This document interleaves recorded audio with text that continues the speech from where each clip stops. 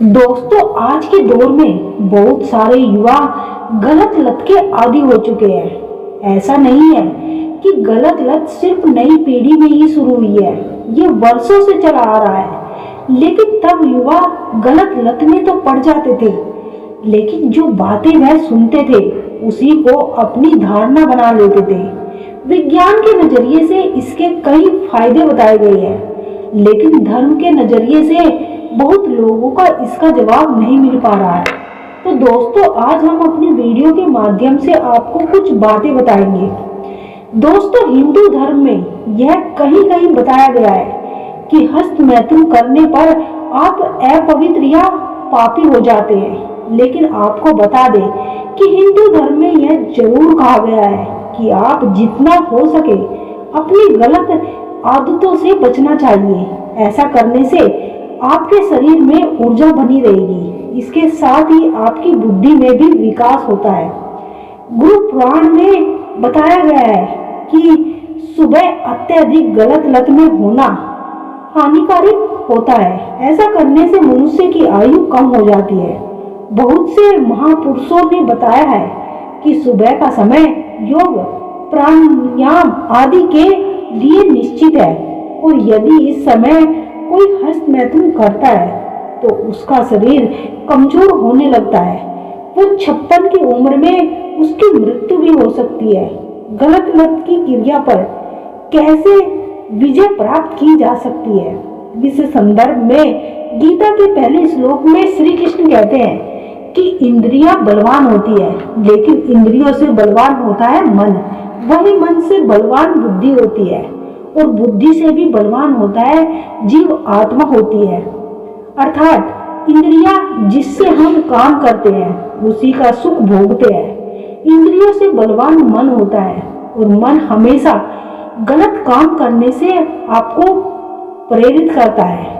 आपके मन से भी ज्यादा बलवान आपकी बुद्धि होती है, जो सही या गलत का फैसला लेने में आपकी मदद करती है। वही बुद्धि से भी बलवान जीव आत्मा होती है। कई बार आपने देखा होगा, जब आप किसी के साथ कुछ बुरा करने जा रहे होते हैं तो आपके अंदर से आवाज आती है कि ऐसा करना गलत होगा, तो उसे ही जीव आत्मा की आवाज कहते हैं।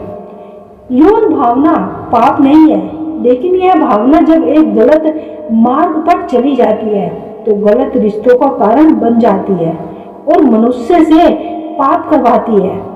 कुछ विशेषज्ञों का कहना है कि गलत लत शरीर को नहीं, मन को भी प्रभावित करती है। आमतौर पर लोगों का मानना है कि पुरुषों के लिए शुक्राणु की मात्रा फिक्स है, लेकिन असल में ऐसा कुछ भी नहीं होता।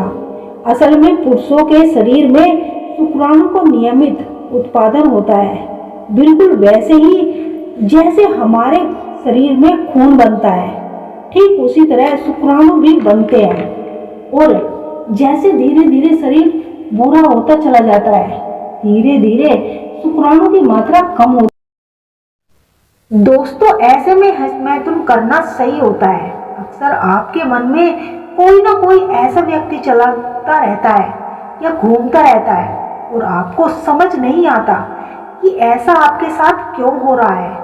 आप भले ही उस व्यक्ति से बात नहीं कर रहे, लेकिन आपकी आत्मा उस व्यक्ति से बात करना चाहती है। जब आपकी रूह किसी से जुड़ जाती है तो वह व्यक्ति आपके दिमाग में हर वक्त चलता रहता है।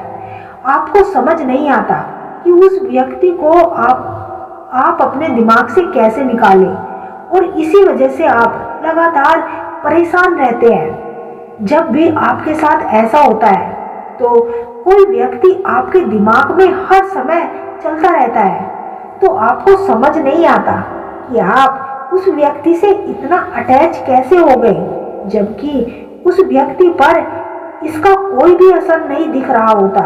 लेकिन यकीन मानिए, जब यह हो रहा होता है ना, तो इसका सीधा असर उस व्यक्ति पर भी जरूर पड़ता है। जितना आपके दिमाग में वह व्यक्ति चल रहा होता है, उससे कहीं ज्यादा आप उसके दिमाग में चल रहे होते हैं, और वह व्यक्ति भी आपकी तरह ही परेशान रहता है। बस फर्क इतना होता है कि वह व्यक्ति इस बारे में आपसे कुछ शेयर नहीं कर पा रहा। दूसरा कारण यह हो सकता है कि जिस व्यक्ति के बारे में आप लगातार सोच रहे होते हो कि व्यक्ति भी आपको कौन सी असली मैनिफेस्टो कर रहा होता है, वह व्यक्ति बार बार आपको सोच रहा होता है, आपके दिमाग में चल रहा होता है, तो वह भी जानबूझकर नहीं कर रहा होता, लेकिन आप दोनों एक एनर्जी लेवल से जुड़े हुए होते हैं और इसी वजह से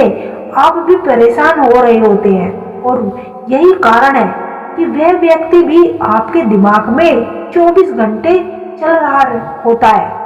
यदि किसी की यादें बार बार आपके दिमाग में आ रही होती है और आप ना चाहते हुए भी उसकी यादों को अपने दिमाग से निकाल नहीं पा रही, तो समझ लेना कि यही स्थिति उस व्यक्ति के मन में भी चल रही है। जैसा आप फील कर रही हैं वैसा ही फील वह व्यक्ति भी कर रहा होता है।